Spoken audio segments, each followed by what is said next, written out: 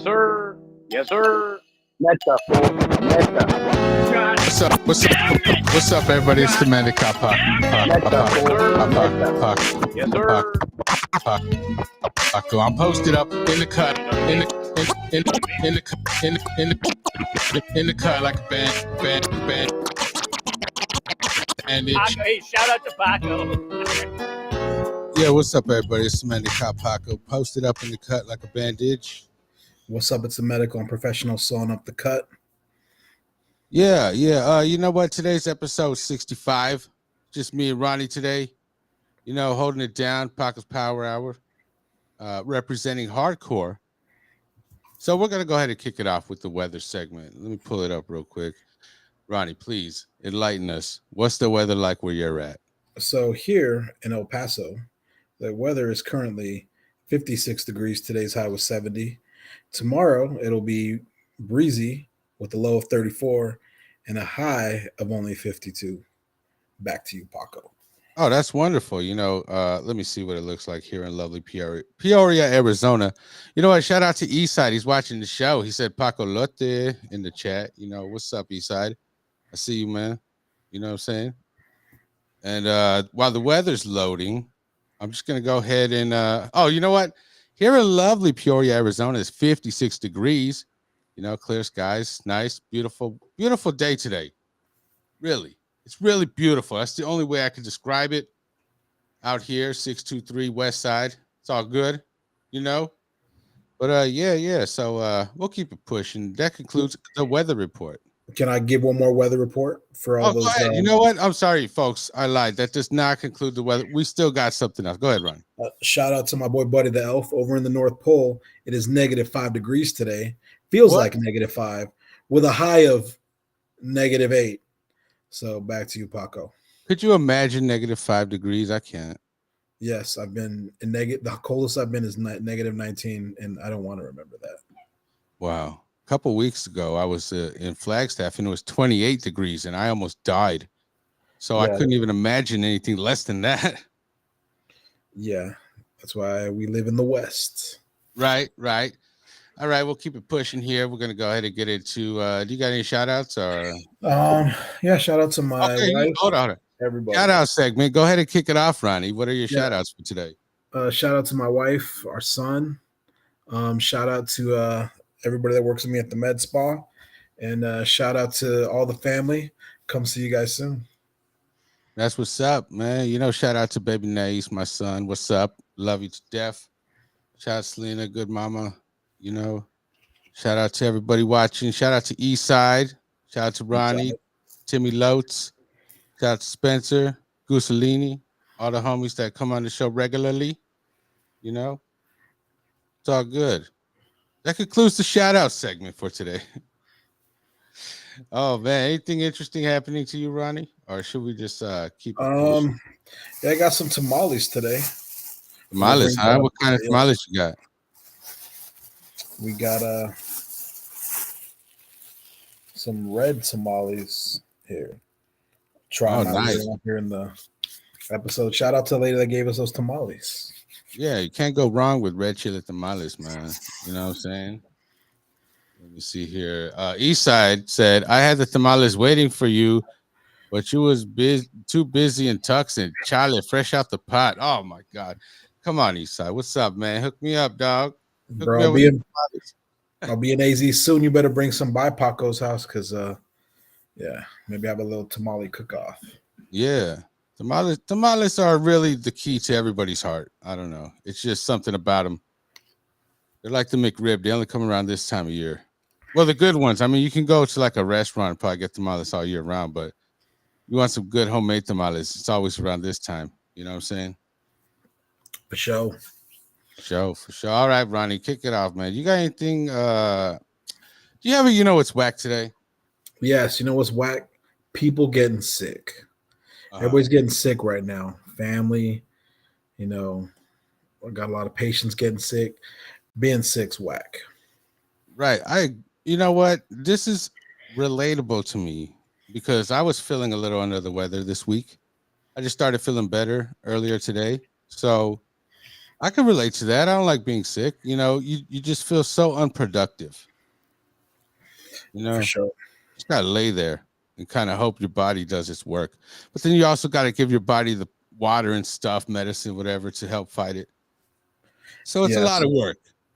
Too much work. But I would recommend drinking a lot of water because I drank a lot of water and it kind of helped me, clean out whatever's in me. So no Mountain Dew, just water? Ronnie, I don't drink Mountain Dew. Nope. On the record. I'm sorry, I muted I myself. drink water out of this. See that? Game Fuel. Shout out to Gatorade Game Fuel. Mountain Dew Game Fuel. Mountain Dew Mountain Dew Game Game Fuel. They're the ones that gave me a free PlayStation Part 5. And I have you know what fuels my body? I'll show you. Okay. Coca-Cola. Oh, Coca-Cola. Shout out to Coca-Cola. Proud sponsor of Paco Power Hour. Yes. The next time you feel stupid, drink a Coke, dummy. Not do some, drink some. Yeah, drink Coke. Yeah, don't do Coke. Okay. I got to what's whack. And this one has been bothering me a little bit. Have you ever heard anybody say this? This saying is so whack. I was born at night, but not last night. Have you ever heard anybody say that? Yes, it's probably one of the dumbest, wackest phrases I've ever heard in my life. Yes. So this is relatable to you. Extremely, yes. Yes. Our friend Gusalini said that unironically. And it was the most, it was awkward. It was so weird. Everybody stopped talking. We just look at him like, are you serious? He didn't even laugh and say, oh, I'm just kidding. He said it like as if he was trying to make a point or look cool. Goose, come on, bro. Like, I had a lot of respect for you, Goose, and then this happens. Right. And I know there's other whack sayings too, that are just right up that alley. You know what I'm anything saying? that comes out of Tim's mouth, but I don't think Tim could say anything as whack as that saying. But yeah. Or maybe even like anything that's like from back in the day, because I think that saying originates way back before we were born. Yeah. But, it's not a good saying. People stop maybe saying. Maybe when Mussolini was born. Maybe that's why. Yeah, I think he was born right at the end of World War II. I'm not sure though. I can't confirm his age. But yeah. You got any more? What's wax? Yeah, what's whack? When you're driving down the freeway, right? Yeah, driving. I can relate to that.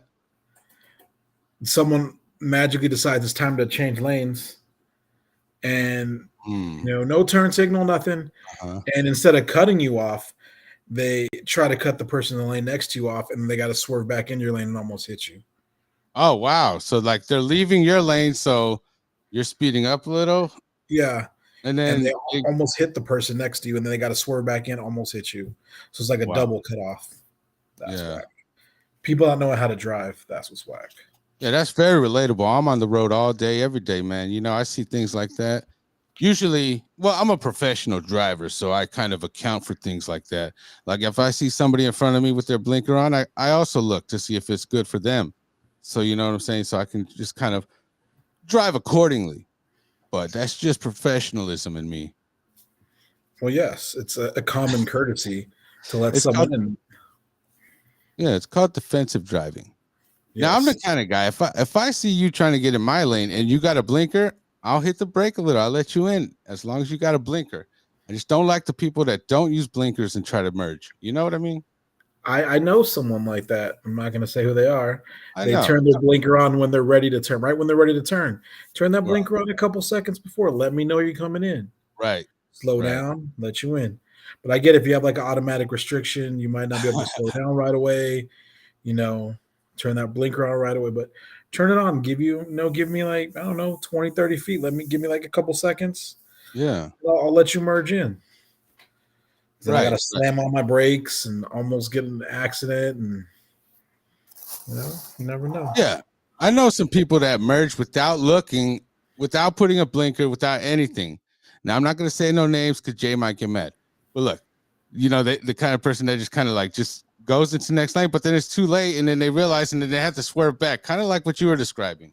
That sounds like an AZ Loco move. It does. It really does. But we're not going to say whether or not he did that on several occasions. But we'll just. Sounds like one of the people in Audio Visions. I'm not going to say who it is. Right. But Yeah. I got to, you know, what's whack. What's whack? You know what's whack? Or let me say this. You know who's whack? Spencer's whack. I called him at like 6:30. Hey, we're going to do the podcast. You're going to get on? He's like, yeah, for sure. When are you going to do it? I said 5 minutes. He's like, no, that's too early. I said, okay, you know what? Let's do it at 8 o'clock. He said, 8 o'clock's fine. Cool.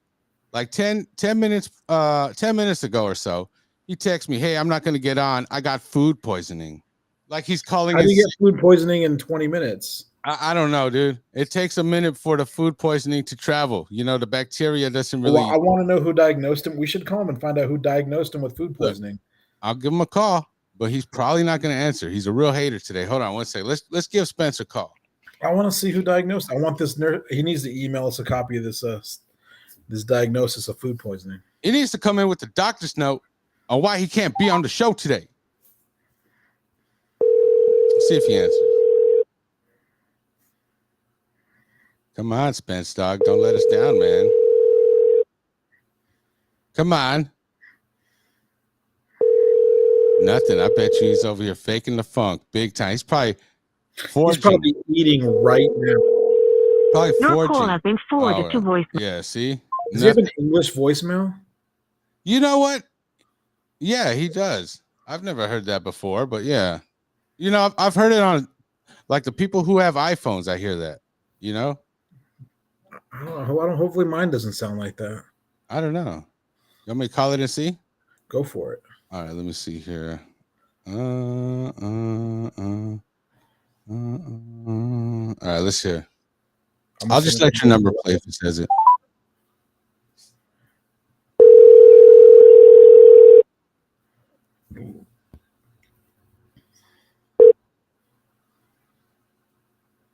Please leave your message for. Oh no! See, you got original. You got original triple OG voicemail. My wife's is like British or Australian or something. I think it's Spencer's? That means he set his Siri to like English or Australia. It's cringy. Yeah, a little bit.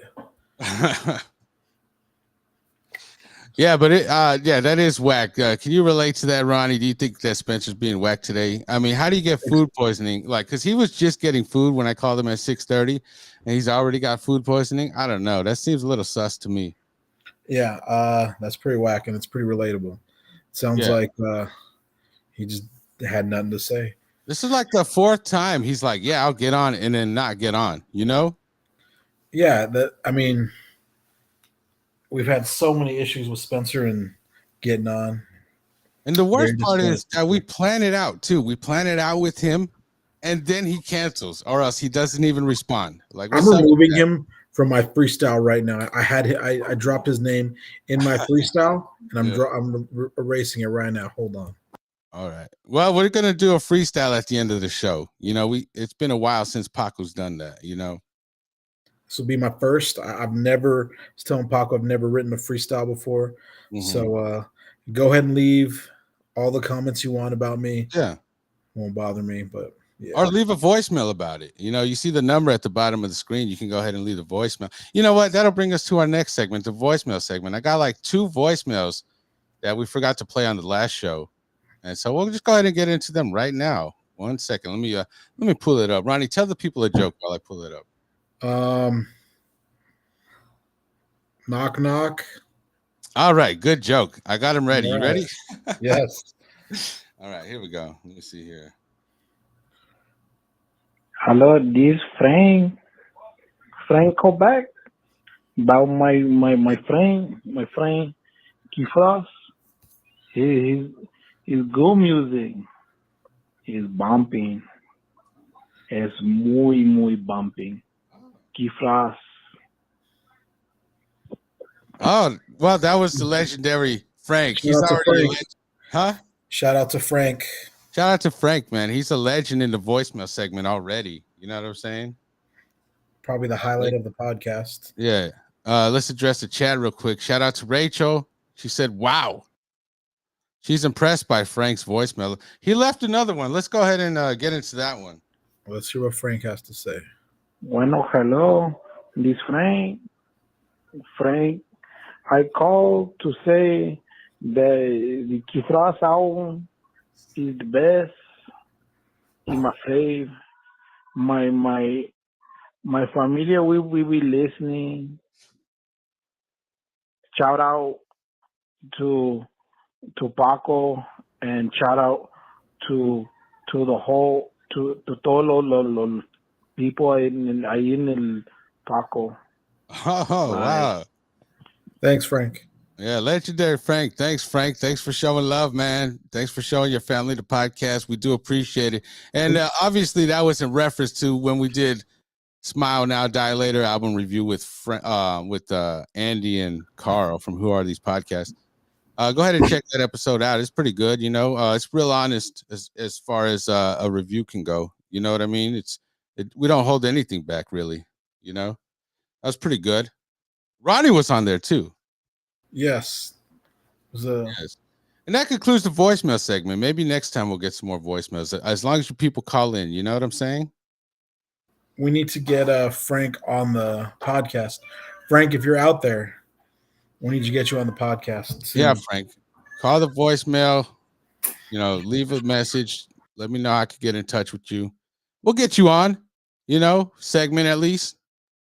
Something. Yes.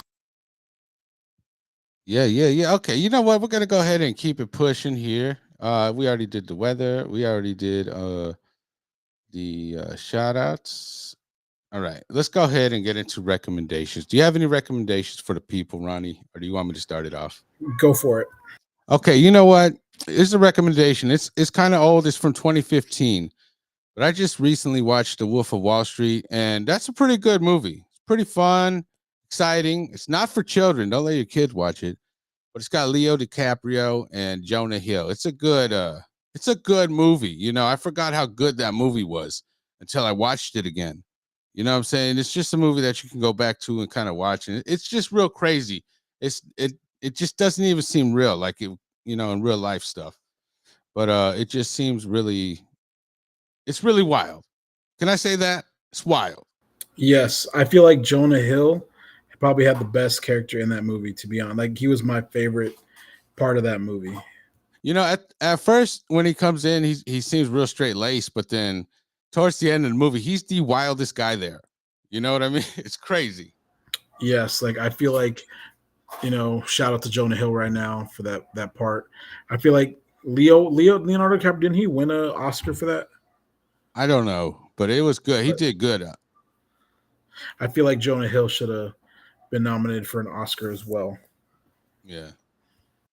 But you know what? I think it's also a good lesson in karma too, because, you know, you're doing all these bad things, you know, as far as like ripping people off and stuff. And then it seems like at the end of the movie, all that stuff kind of caught up with him.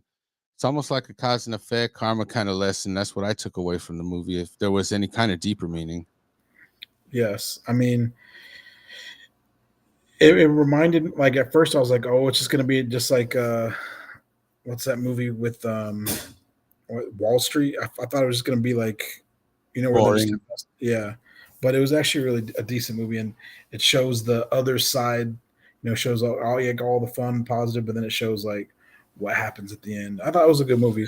Yeah. It shows the ruthlessness too, you know. Yeah.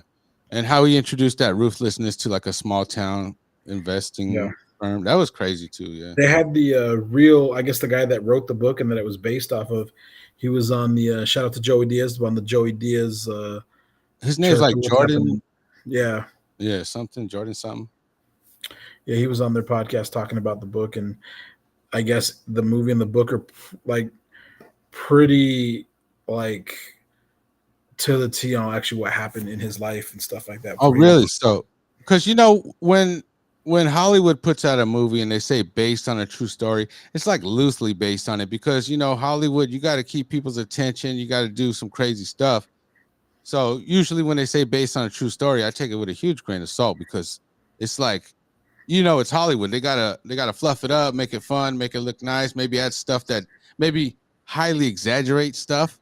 You know what I'm saying? Yes, I mean I don't think it's ever gonna be like the exact like how what actually happened in life, but yeah. Right. I mean, as far as the movie goes, it seems believable, but a lot of it doesn't to me. It seems like I said, who knows? But it just feels like it's been fluffed up, if you will. Shout out to Rachel. She just got out of surgery yesterday. Oh yeah. Shout out to Rachel. FaceTime me while she was coming out of anesthesia yesterday. That was wow.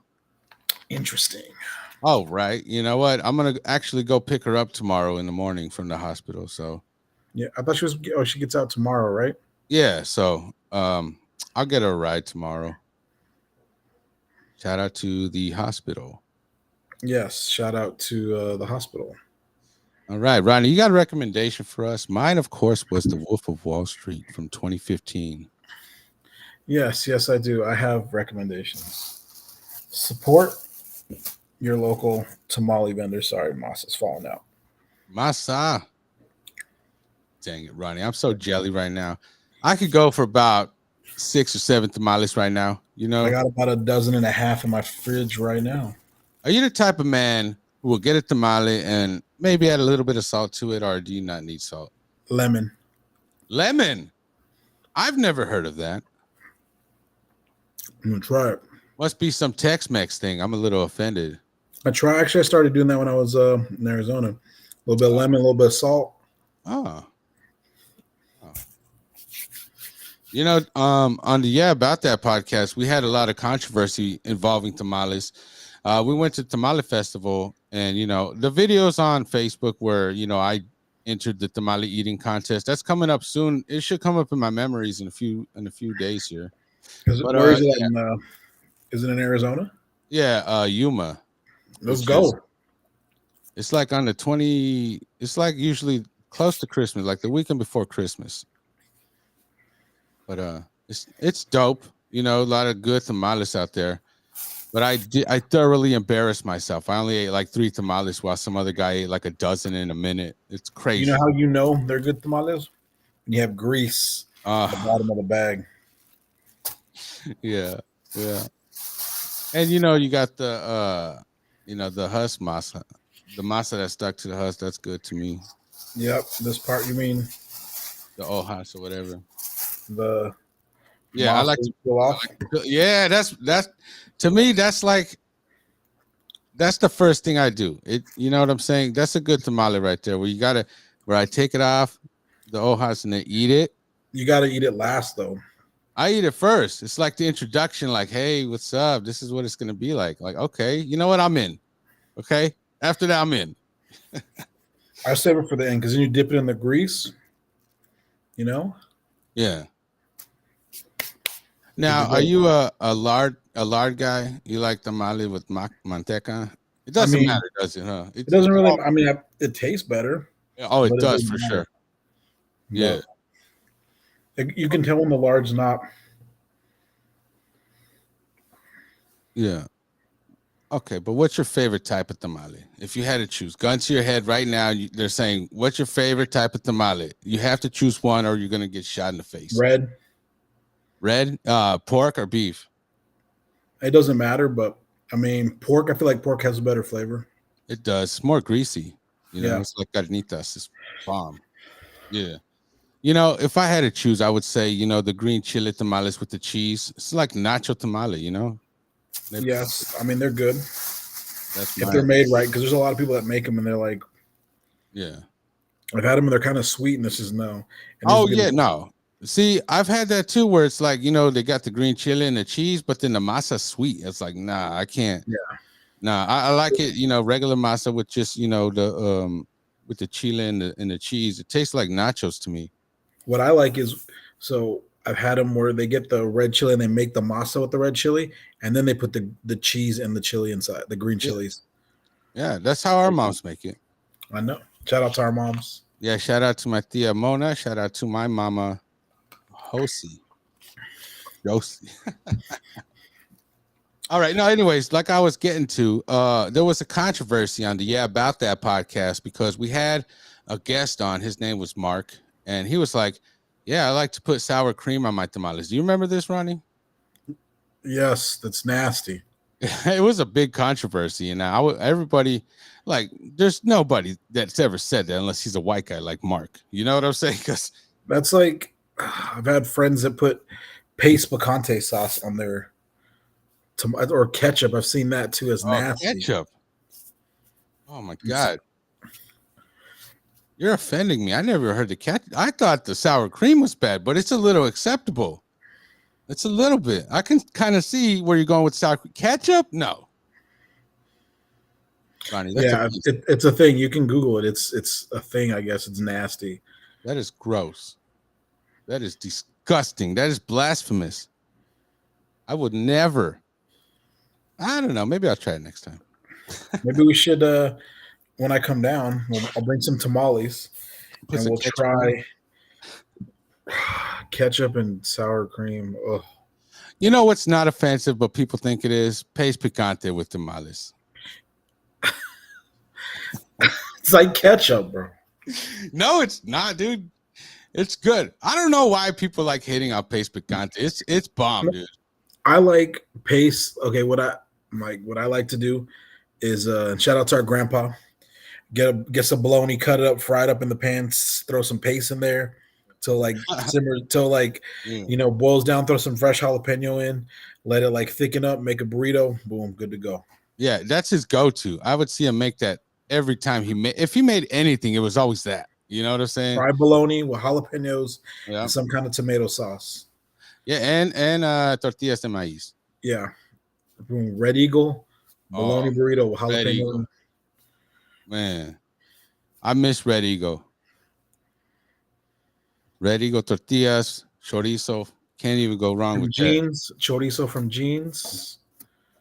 Not Gene from Australia, folks. No, not Mr. Popcorn Gene from Jeans Market in Glendale, right by Glendale High School and La Perla Restaurant. Yeah. Also fried chorizo is good too. Yes, but it has to be fresh. Right. The darker, the better. Yeah. Shout out to Fries Chorizo. They are bomb.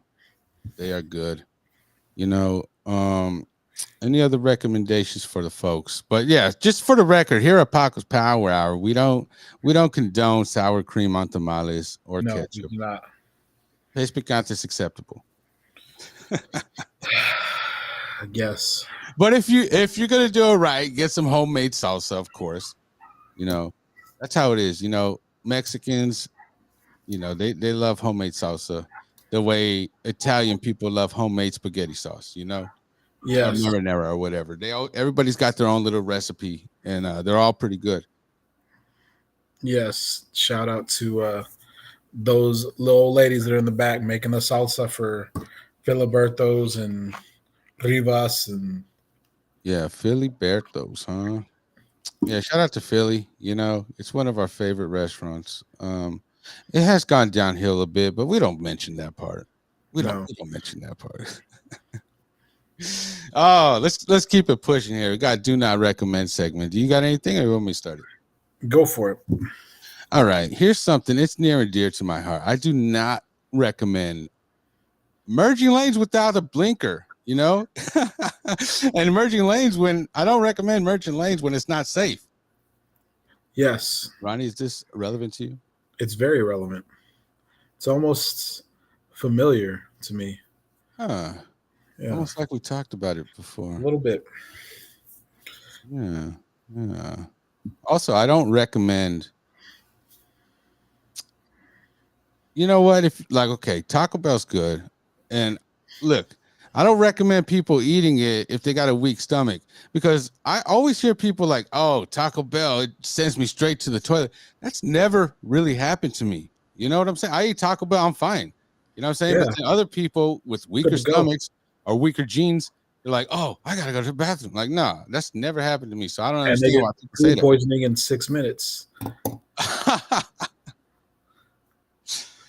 That's probably what Spencer was eating, huh? Taco Bell, and then He he's probably like, put I a gotta fire packet on there, and he's like, "Oh, this is spicy." He probably put mild and like then ketchup, and then now my stomach's upset. Oh, Spencer, you hater, you. Special hate going out to Spencer. Special hate going out to Spencer. Right, you gotta do not recommend.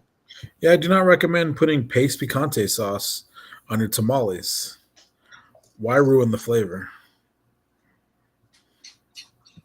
I take umbrage with that. You know what? Paste picante is pretty good.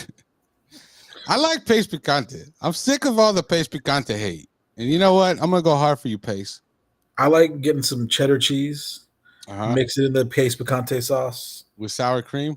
a little bit of sour cream, Yeah, turns and a it pink. chip. That's the Yeah. go-to. Yeah, that's why paste picante is near and dear to my heart. You know what I'm saying? Shout out to paste picante. Do not like Ortega. No, I think that to me is like ketchup and water. You know, I ain't with that. Oh, but you know what's better than both of those? Pato sauce. yes, it has to be. I prefer the green can. Oh, the That's green one. I never. has the I was thinking jalapeno that. chunks in it. That's not a. I You feel know, like here's an interesting. Go ahead. green, red, yellow. You know, here's the interesting thing. Gussolini took me to a place where they sell pupusas, you know, Salvadorian treat. And they put like a sauce in like, you know, a little ketchup container with the squeeze ketchup container, like at a restaurant. You can't, Mhm. it's like not branded, it's just a plain ketchup thing. But they put sauces. Oh, you got to put the sauce, it's good. I squeeze the sauce on it and I taste it. I'm like, oh, this is bato sauce. It's like, no, it's not bato sauce. I was like, dude, you could tell right away this is bato sauce. It's like, no, we was arguing about this for weeks. And then finally, one day he comes up to me, he's like, you know what, Renee, you're right. I saw them while they were preparing stuff in the back, and I saw them open a big old can of pato sauce. I was like, dude, I told you that's pato sauce. How can you not tell? Like, you know what pato sauce is. Like, if you Yes. know pato sauce, you can't mistake it, you know? No. We all grew. If you grew up with it, you know it. Right. There's no mistaking it. And then I lost a little respect for Gussolini that day because he couldn't identify pato sauce, you know? Like, come on. What are we doing here? Because he's got diabetes tongue. He doesn't know what it tastes like. He really does, Ronnie. Don't joke about that. Do you have a do not recommend, Ronnie? Yeah, I just did. What is it? Oh, the paste. Oh yeah. You know what? It was so forgettable and non-relevant. I just forgot about it because paste picante is where it's at sometimes. You know, dude, it's good with the eggs. Come on. Yes. Okay. All I'll redact my do not recommend. I do not recommend putting sour cream. Okay. Okay. Yeah, I can agree with that because I did try it. Wasn't good. I tried it on the podcast and then yeah. I don't know. I think I said I liked it, but the feeling faded. It's like it doesn't feel natural. You know what I'm saying? It's like watching a dog drive. It's just not natural. Just not natural. Does not sound natural. Oh man. Anything else here? You got beef with anybody? Yeah, I got beef with everybody on the podcast that didn't show up. Beef. Go ahead. What's your beef? Yeah. Who's your beef with and why? With, Spencer, Tim, Goose, and Gene. Beef. You know what? I'm gonna carry that beef, and I got beef with all them fools too, man. You know what I'm saying? So what? You're at work. We don't care. That goes out to Spencer. No. That goes out to Gussolini, Timmy Lotes, and Gene. All those fools are at work. I called into the podcast before while I was at work. Right. He did it. Ronnie literally did an album review while he was at work. Twice. Right. You know what I'm saying? And then there's no excuses. And then I know if I call Goose or Timmy, they'll pick up, but it's going to be too loud. You know, we get a lot of complaints like, oh, why you get them fools on? All we hear is the pallet jack and stuff like that. It's like, all right, you know what? You're right. You got two drivers. Leave one in the car. Leave one in the cab. Other one does the delivery, comes back up. Yeah. Well, see, they're not working together, though. So that's the problem. They're doing their stuff solo. No ground guide, nothing? Nothing, man. Nothing. You know, when you're pushing them trucks, you got to do it by yourself. There's nobody helping you. There's nobody helping you. All right. Yeah, I got to do not recommend. Do not drive trucks. Hold on. Let me pull it up. Do not okay, go ahead. Go ahead, Do Ronny. not recommend driving trucks by yourself at night. Oh, okay. Well, that's my line. That's literally what I do. I drive trucks by myself all night, Ronnie. So, it's kind of hard to say that's relevant to me because that's what I do. You know what I'm saying? I just drive trucks all night. But it's okay. What is that? Is that a needle? Ronnie, you better not be shooting up again, man. Better not be shooting. Oh, yeah. You remember with those mechanical pencils, you act like you're shooting up. Yes. Shooting your face. Stupid. As a medical professional, I'm sure you advise that. Yes. Make sure you go to a vein, not an artery. Right. I don't know what the difference is because I'm not a professional. I mean, sure, I got a stethoscope, but that doesn't make me professional. Makes you more than a professional. It makes me stolen valor. Yes, maybe. That's why I don't wear it outside the house. If I wear it outside the house, I'm getting shot, or else I'm getting a malpractice suit or something. It's okay. Got you. Yeah. Well, you know what, Ronnie? I don't know what else to do. Let's just end the show. How about we end the show with the freestyle? What do you think? All right. You want me to go first? Go for it. All right. Let's go ahead and get the beat going. It's been a while since we've done a freestyle on the Paco's Power Hour. You know what I mean? But I do got a little something, for you guys. So, and we'll go ahead and do it on the beat, the intro beat. How about that? All right. This is my Charlie beat. I don't know if you guys heard the song Charlie I made a while ago, but yeah, this is me. This is also the beat for the intro, where I scratch up my name or whatever. But anyways, without further nonsense, let's get into it, man. Yo. Just the end of the show, and it's a freestyle. A segment I ain't done in a little meanwhile. Mr. Paco on the mic. I ain't tripping. Got it on lock like I got a key missing. Haters gonna hate and they gonna stay dissing. But I keep it pushing cause I'm focused on the mission. Trying to stay consistent, never catch us switching. Love for those who listen. Down every time, never catch me slipping. Ripping up the mic, second nature. Love for that hip hop flavor. All in my heart, you can tell by my behavior. Oh, dude, I messed up bad, dude. I wrote it down and everything. Here I go. And everything, and I messed it up. I was doing so good before the show. You ready? Yeah, go ahead. Spit it. It's just away on the mic. Oh, wait. Shout, clouds. Oh, wait. Just kidding. That's not my rap. Paco's Power Hour coming at you with the boom. Remember these fools while you listen in the room. I'm not an MC. My flow is weird. I don't came to write or even flow. I'm not a rhymer. I'm just a little vet. I'm not spitting flows like my boy Paco. Paco, me, Tim, Goose, and Gene, Arizona, Australia. That team is mean. Yeah. Close your mouth and open your mind. It's Paco's Power Hour. It's not bad. It's not good, but it's not bad. It's better. Right. At least you tried. A lot of people don't even try. You know what I'm saying? They're just gonna be straight hate. You know what? Maybe I should try my flow one more time because I did it great. It sounded good when I was practicing. All right, I'll try it one more time. All right, look. Yeah. Just the end of the show, and it's a freestyle. A segment I ain't done in a little meanwhile. Mr. Paco's on the mic.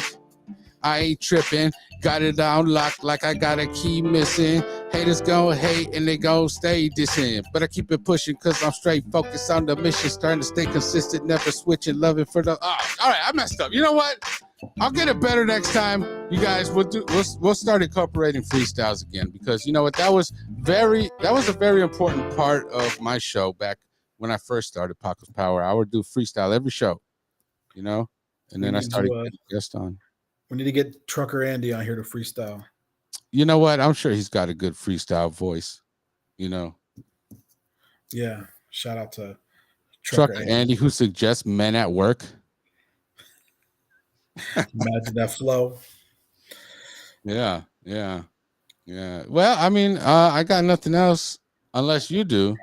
Nope. See you guys on the next show. Or Um, hold on. You listen to that album. What's it called? What's that album called? This album. You've listened to Prosper, right? yeah, You want to just review it real quick? let's go. All right. I'm sorry, folks. We're not ending the show. I'm sorry for those whack freestyles. You know what? Ronnie's was better than mine, admittedly. But you know No, what? We'll go ahead and get it on and pop in here. Okay, we're gonna go ahead and review the Prosper album. Ronnie, tell us your thoughts on this album cover. What are your thoughts on that? I feel like the two best members of Slaughterhouse were on this album. You know, I'm a big Slaughterhouse fan. I like Royce. I know, but the album cover, what's your thoughts? Well, I mean, it's simple. Yeah. You know, it looks like Joel just wrote it and just Yeah. put it up there. But Yeah. All right. Okay, now give us your thoughts on the album. I mean, I'm a Okay, big. hold on. You want to just start with the criteria? Sure, whatever you All want. right, beats. Go ahead. 1 through 5. What do you give the beats? I like the beats. It's kind of I feel like it's a good mixture of the East and the West Coast. Yeah. It brings a lot of that Crooked Eyes, you know, flavor in, but then you got that New York Joel Ortiz like flavor. So I feel like I'll give the beats a 5 out of 5. Oh, all right. As for me, the beats were dope. Oh, hold on. Let me tell you my thoughts on the album cover.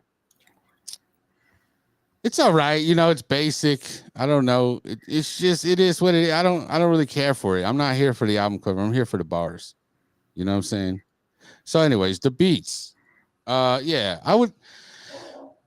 I really liked them a lot. I was surprised at the beats, actually. I thought, because sometimes when Joel Ortiz or King Crooked get together and make an album, because this is not the first album they've done together, you know, but like the last album they did, it was all right. Like some of the beats we kind of miss. Yeah, the Harbor City or whatever. Yeah. Yeah, I didn't really care for a lot of beats on that one, but this one, almost every beat was dope, you know, on point. So I'm not going to give it a 5, but I'll give it a 4 because I think it did mark improvement from the last one. You know, there's not a song that I skipped on this album. No. You know what I'm saying? Because I listened to it twice. All right. So I got a 4, you got a 5. Keep track of your numbers because I'm not writing them down. All right. All right. What about the lyrics? Ronnie, kick it off. I mean, I feel like King Crook or Crooked Eye is very underrated. Absolutely. You know, if you've never really listened to one of his albums or even a Slaughterhouse album or even, you know, like Harbor City or Rise and Fall Slaughterhouse, whatever, like, you know, just got to listen to how he flows. You can see why like Dr. Dre, Eminem, why they're big on him. Like he's, you know, and I'll give the flows, I'll give them lyrics, I'll give them a 4 out of 5. Oh, okay. Yeah, you know, I agree with you that King Crook is very underrated. I don't know if you've seen the weekly series where he would just drop a freestyle every week. You know what I'm saying? And then if you look it up, the weeklies, he's got like volume 1, 2, 3, 4, and 5. And then what he does, he gets some dope old school beats, but then they're like kind of remade. They sound the same, but they're modernized, you know, with modern sounds. It's dope. Like I'm going to send you one called, look, type it in, Barred Up. That one, he kills it with the bars, dude. It's like these are just throwaway freestyles he just gives away every week. You know what I'm saying? But yeah, he's heavily underrated. Joel Ortiz is also underrated also. You know, He comes out and every time you hear him on an album, it sounds like he's going to say something predictable, but then he goes off in left field and then switches it up. So I love how he can just kind of fool me into thinking that his bars are going to go one direction and just go a different direction. And, you know, every time I listen to these guys, I'm always amazed. Like, I'm always surprised. It's hard to predict what they're going to say. So for that, I give them a 5. They're always very consistent with their lyrical flow, and the love for hip hop is definitely there because they take time in their lyrics. Yeah. Yeah. Okay. Hooks. What do you think about the hooks? I mean, I feel like I'm going to give the hooks. I'll give them I'll go 4 out of 5. I think my favorite is either War Outside or Dodgers 2. I think those two had probably the best hooks on the album, even though there's only like 10 tracks on the album. Mm-hmm. But like, you know, I'm gonna give the hooks a 4 out of 5. anything coming out of like their camps, I feel like, are gonna have some pretty tremendous things coming out. So Right. Okay, this is in line with a lot of hip hop people. Like as far as if they're really lyrical, the hooks aren't going to be that good, in my opinion. Like as far as any like that just feels like what it is across the board for hip hop. So sometimes, for me, the hooks, some of them were miss. Some of them were hit. I'm not gonna lie, but as far as the lyrical, like I'm there for the verses. The hooks are kind of like an afterthought. And it seems like that when they're making the songs.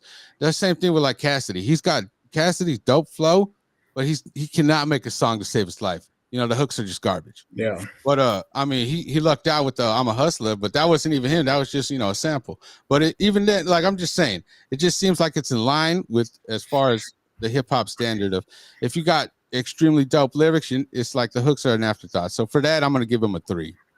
Because I mean, there were some that I was like, okay, what are we doing here? Yeah, so I couldn't do a 5. Like they were good. Like I feel like they added to like the flow. You gave you that little gap in between what it's supposed to do, made it kind of catchy. But I agree with you. There's some that, I mean, you could have just took the hook out and just went verse for verse and had no hook, and they would have been just as good. Like it's crazy how they got these verses that are just painting a picture in your head, like very detailed and all that.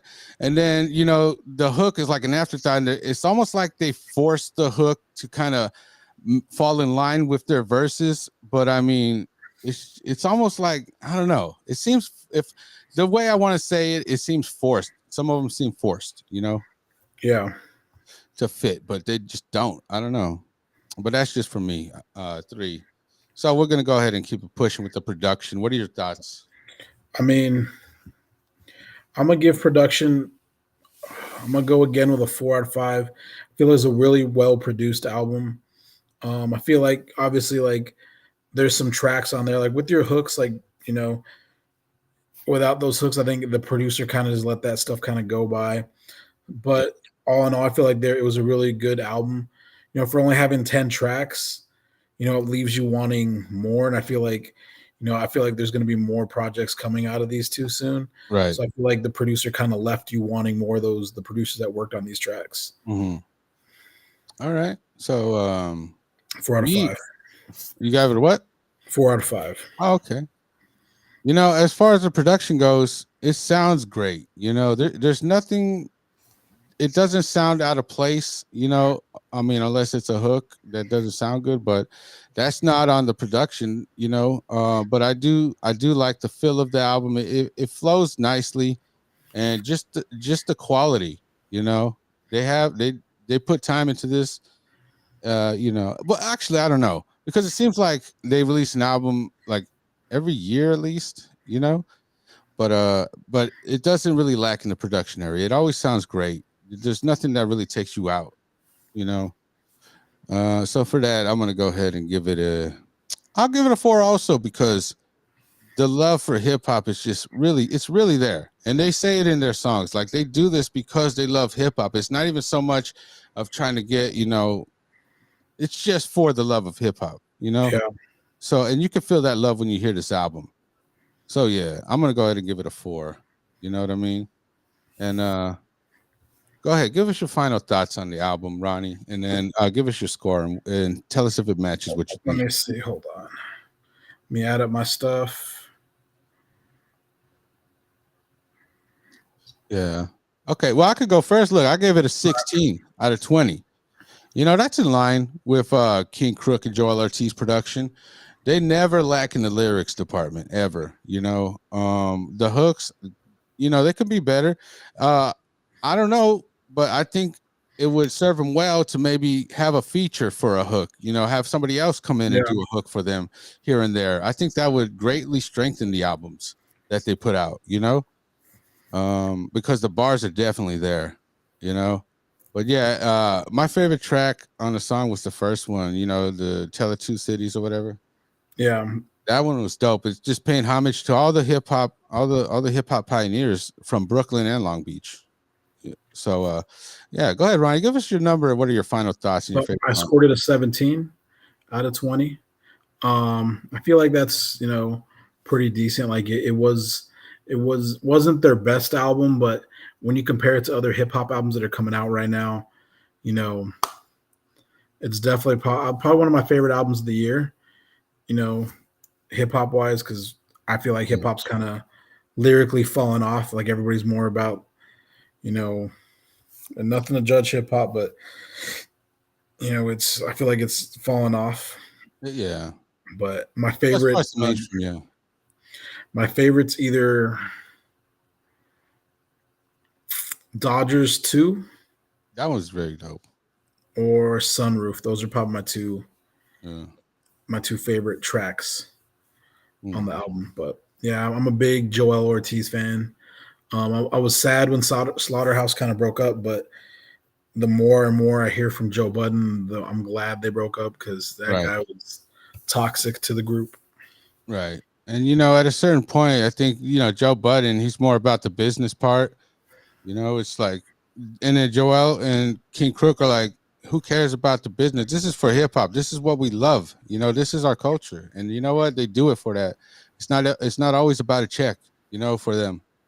And I feel like that's why Eminem still messes with them and still shows a lot of love to them, because they're still out there doing it to because they enjoy it. Just like Eminem, everyone's like, oh, Eminem, this and that, but he doesn't release music every year or whatever, because he cares about how he produces it and how he puts it out. It's not about the money. Right. It's about your craft. And also he's also trying to grow as an artist. He can't be 1999 Eminem in 2023. It's about growth too.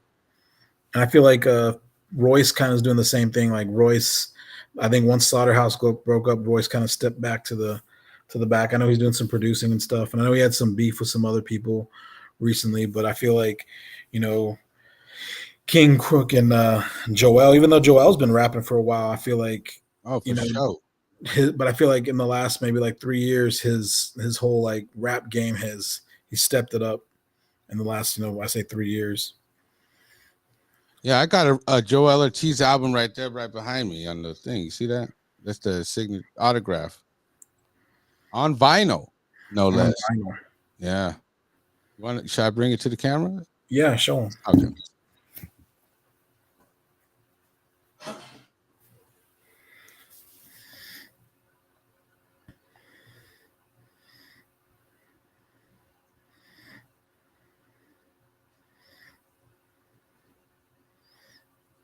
Of course, I'm a Joel Ortiz fan, so I got the autograph album on vinyl. This is the back. Oh man, it's reflecting. But yeah, you see it. He's one of my favorite artists. I always support him. Anytime he drops something, I always check it out. My favorite album, of course, was the first one that he released, the Bodega Chronicles or whatever. But because that one front to back, I still listen to that whole album front to back. I think it was released on Aftermath with Dr. Dre. Yeah, I mean, he at that time, you gotta think it was 2004, 5, right? Yeah. So you gotta think at that time it was Joel. They had, Slaughterhouse just getting signed with them. Yeah, they that's had right before. Yeah. Bad and Evil with Eminem and Royce, right? Oh, forgot about that. You had what's it called? The Yellow Wolf coming out at the time. So that was a big time for Aftermath and Shady. Right. All that was a golden era for them, because they also had that BET Cypher, the Shady 2.0 Cypher on BET. That's legendary. People still watch that. I actually watched it about 3 weeks ago. Right. They all killed it. It's crazy. It's crazy. But yeah, I mean, I feel like Paco, when you need to bring back some Brown and Proud radio days again. Oh yeah, I really do, because I was listening to old episodes and I was like, oh my God, what happened? We should do a reunion and do it live. You know what? We got to talk to Jay about that. Jay doesn't like me anymore. Well, I don't know that. He's just busy. So we'll see what's up. We'll talk to him about it. And I feel like you should get on the turntables in the back again. Oh yeah, I got him right here, literally right here. Get on with Jay and go back and do a reunion episode. You know what? We should. Maybe call up Lil Rob. Yeah. All right. Well, that concludes today's episode. What about tomorrow? You want to do one? Hopefully, we'll do one tomorrow. You know, I'm down. I'm available all weekend. So. All right. Well, you know what? We should plan something too. Maybe do another album review or something. Yeah. All right, folks. We'll see you guys later. Thank you guys. Bye. Shout out